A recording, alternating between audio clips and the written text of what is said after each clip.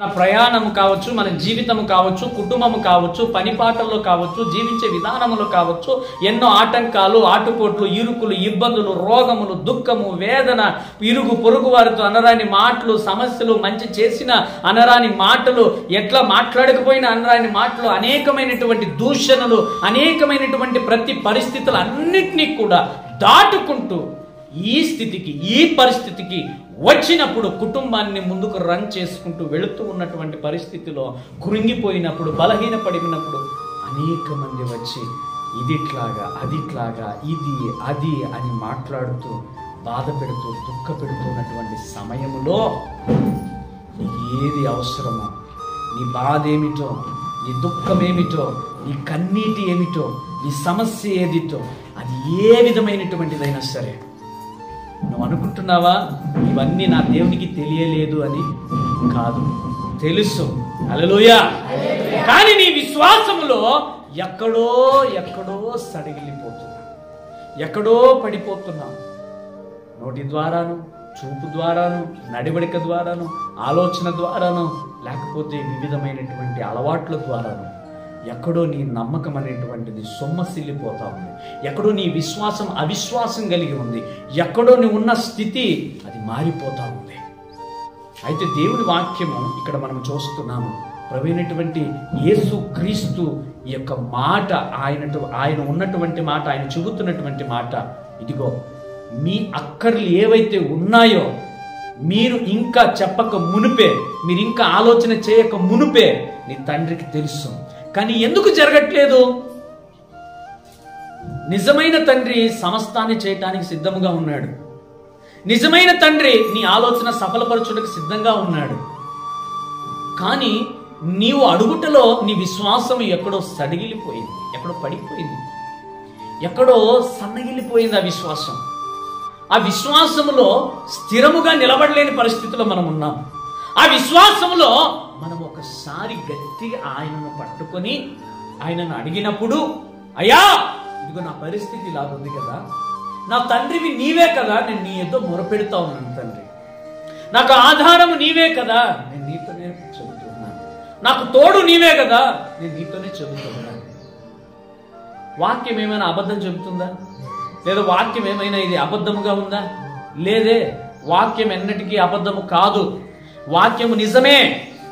ఆ వాక్యము నెరవేర్చబడతా ఉంది. వాగ్దానము చేసిన దేవుడు నమ్మదగిన దేవుడు. వాగ్దానమును నెరవేర్చుటకు సమయం ఇవ్వట్లేదు. వాగ్దానము నెరవేర్చుటకు ఆయన దగ్గరికి రావట్లేదు. వాగ్దానం ఎలా నెరవేరుతుంది? ప్రతి నూతన సంవత్సరంలో వాగ్దానం తీసుకుంటున్నాం. అయ్యో నా తండ్రి నెరవేర్చలేదా, లేకపోతే నా దేవుడు నెరవేర్చలేదా? ఎందుకు నెరవేర్చబడట్లేదు ఆ మాట మీద నీ విశ్వాసం ఉంచావా? ఆ మాటను పట్టుకుని దేవుడిని అడిగావా? ఒకరోజు దేవునితో చెప్పింది ఇంకొక రోజు చెప్పలేని పరిస్థితిలో మనం ఉన్నాం. ఒక వారం దేవునితో చెప్పేది ఇంకొక వారం దేవునితో చెప్పలేని పరిస్థితిలో మనం ఉన్నాం. ఈనాటి కాలంలో చాలా మందిని మనం చూస్తున్నామండి. ఏమంటే పరిస్థితి బాగలేకున్నప్పుడు దేవుని దగ్గరకు పరిగెత్తుకుని వచ్చేస్తున్నాం మనం, అవునా? కానీ పరిస్థితి మారిన తరువాత అసలు దేవుడు అంటే లెక్కలేని పరిస్థితుల్లో ఉన్నారు ఈనాటి కాలంలో జనాలు. దాంట్లో మొదట మనం దేవుని బిడ్డల గురించి చెప్పుకోవాలి. అన్యుల గురించి మనకు అవసరం లేదు, బయట వాళ్ళ గురించి అవసరం లేదు. మన ఇంటిని మనం సరి చేసుకుంటే చాలు, మన సంఘం గురించి మనం చెప్పుకుంటే చాలు, మన దేవుని బిడ్డల గురించి మనం చెప్పుకుంటే చాలు. అంతేనా? బయట వాళ్ళ గురించి అవసరమా? మనది మనం మొదట సరి చేసుకుంటే తర్వాత బయట వాళ్ళకి మనం చెప్పచ్చు. మనమే సరి లేకున్నాడు బయట వాళ్ళకి చెప్పలేదు. అయితే నీ అక్కరేదో నీ తండ్రికి తెలుసు, ఎందుకు నెరవేర్చబడట్లేదు? దేవుని వాక్యం ఏమని చెప్తుంది? నువ్వు ప్రార్థన చేస్తావు కదా, ప్రార్థన చేసేటప్పుడు ఏమని ప్రార్థన చేయాలంట?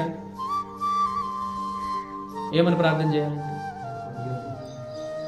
నేను చేసే ఈ మాట, అయ్యా నా సమస్య ఇలా ఉంది, ఇది తీరుతుంది నీ వలన, యేసు నామములో అడుగుతున్నాను తండ్రి.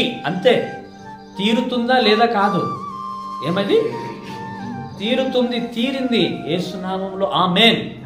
అదే దేవుడు నెరవేర్చేది. అదే అంటున్నాడు, నీ మనసులో ఉన్నటువంటిది, నీ దగ్గర ఏదైతే మనవి ఉందో, నీ దగ్గర ఏదైతే విజ్ఞాపన ఉందో దానిని దేవుని ఎదుట నువ్వు చెప్పక మునిపే ఆయన ఎరిగి ఉన్నాడు. కానీ నీలో విశ్వాసం ఉండాలి, అది నెరవేర్చబడాలి అంటే నేను చాలాసార్లు చెప్పాను, మన యొక్క ప్రార్థన ఎంత బలహీనంగా ఉందంటే మన ఇంటి టాపును కూడా పైకి వెళ్ళలేని పరిస్థితిలో ఉంది. ఆకలైనప్పుడు లేకపోతే ఒక 2-3 పూటలు తినుకోకుండా ఎంత మనం బలహీనంగా అడుగు లేకుండా నడవలేని పరిస్థితుల్లో మనం ఉంటామో మన ప్రార్థన కూడా అలాగే ఉంది. హల్లెలూయా. ఎక్కడికి వెళ్ళాలి ఆ ప్రార్థన చెప్పండి? దేవుని సన్నిధికి వెళ్ళాలి. వెళ్తుందా? ఎలాంటి సమయాల్లో వెళ్తా ఉంది? 3 పూట్ల మనం అన్నం తింటాము, ఇంకొక రోజు 2 పూట్లు తింటామా? ఈరోజు 3 పూట్ల తిన్నాం, రేపు 2 పూట్ల తింటామా? ఎల్లుండి 1 పూట తింటామా? ఈరోజు మన పరిస్థితి అలాగే ఉంది. చెప్పటములో విశ్వాసములో పడిపోతున్నాం. చెప్పటములో విశ్వాసం కనబరచట్లేదు, నమ్మకాన్ని కనబరచట్లేదు.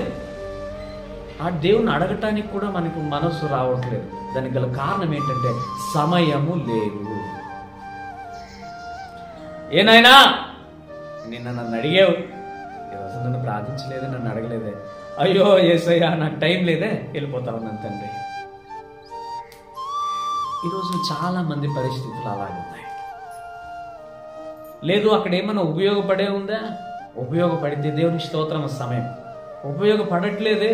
కాకమ్మ గువ్వ కథలు, ముసలమ్మ ముచ్చట్లకు సమయమును కేటాయిస్తున్నాం. అయితే నీ తండ్రి నీ వలన బాధపడుతున్నాడా, సంతోషపడుతున్నాడా? ఇది ఎరిగి ఉన్నావా? ఎప్పుడైనా గమనించావా? ఎప్పుడైనా